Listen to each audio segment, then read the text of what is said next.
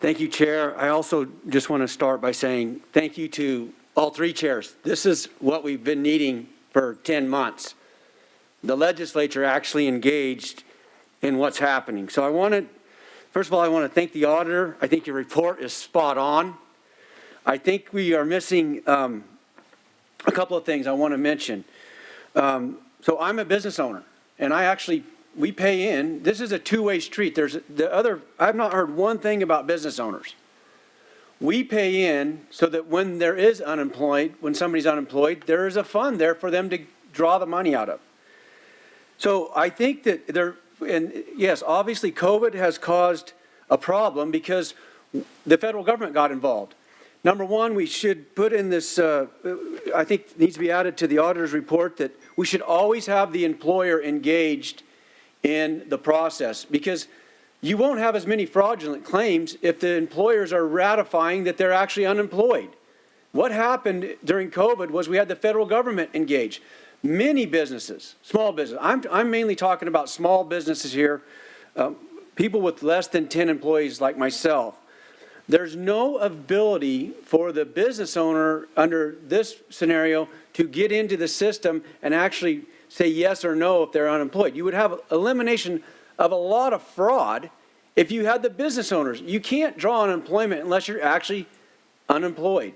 Now, we allowed small businesses to claim as well. So there needs to be a tab somewhere in the system for business owners who have never filed for these funds before to be able to access them. So that's a suggestion from somebody who's in business.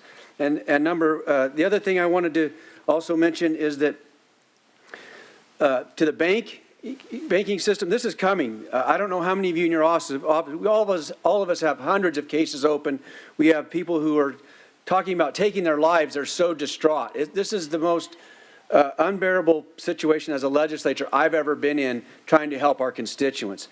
1099s. So there are many constituents in California who have gotten frauded because somebody got their Social Security number and now they're getting a 1099. In most cases, they've never even received a 1099 because they probably weren't self-employed or uncontracted, and they're going to be taxed upon this money and that they didn't even get.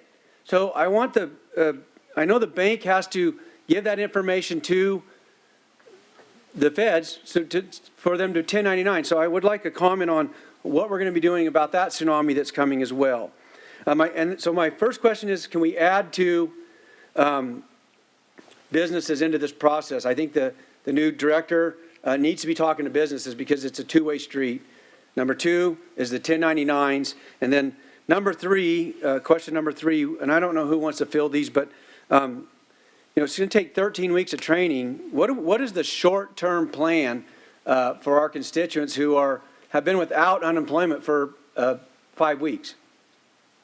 I'd be glad to respond to some of those questions. Okay. In the first place, we have stood up a 300-person call 1099 center.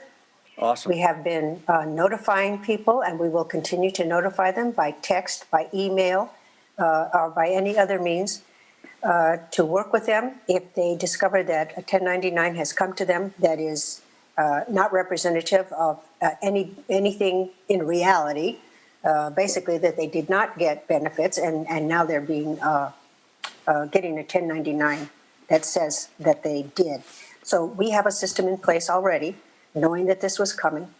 And let me just, the senator is very right to be concerned about the responsibilities that businesses bear in this and whether or not EDD is working with them. EDD is always working with businesses, including small businesses. Let me say that I have been a small business person. I know what it is to be worried that you can't make payroll. I know what it is to set up something that's your life's dream that you want to pass on to your children. I know what it's like to encounter government forms that make you want to tear your hair out. So I want you to know that I am conscious of the difficulties that small businesses are experiencing. And that doesn't mean I'm a know-it-all about it. I'm always open to hearing what small business people have to say. Well, I'd like to thank you for those comments. as a small business owner, we definitely need to be part of the solution. And I want to just share something else that's the next thing coming. We're going to have unemployment for a long time. Many businesses are going out of business.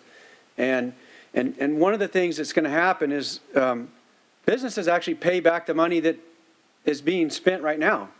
In 2008, when we had the last giant recession, businesses were assessed more for their unemployment claims, and it took us until 2017 to actually become flush again.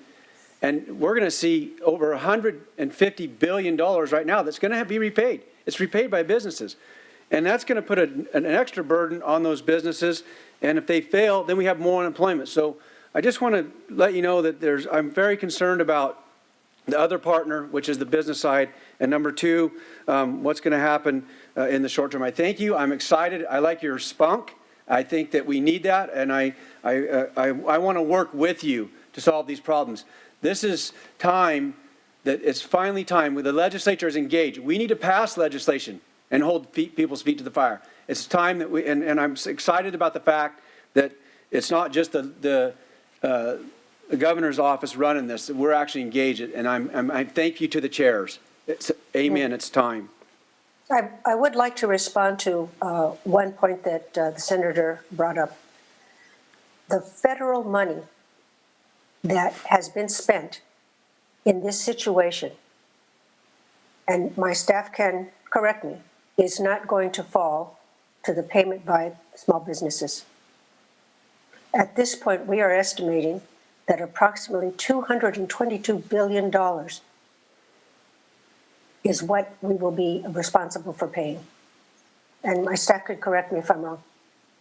Yeah, this is Kevin Matovich. I can help clear that up. So you've heard in the news about the $114 billion we paid out in benefits, 10% of that being potentially fraudulent. That's about $11 billion. 95% of that $11 billion is from the PUA program. And so that money is paid for by the federal government. That remaining 5% is of the regular UI program, though about half that money is also federal funds, and that it's the additional $600, the FPAC, as it was called, part of the CARES Act. So right now, what the director is mentioning is about a $223 million in confirmed fraud for the UI program. So just a little bit of clarity on that point. Thank you.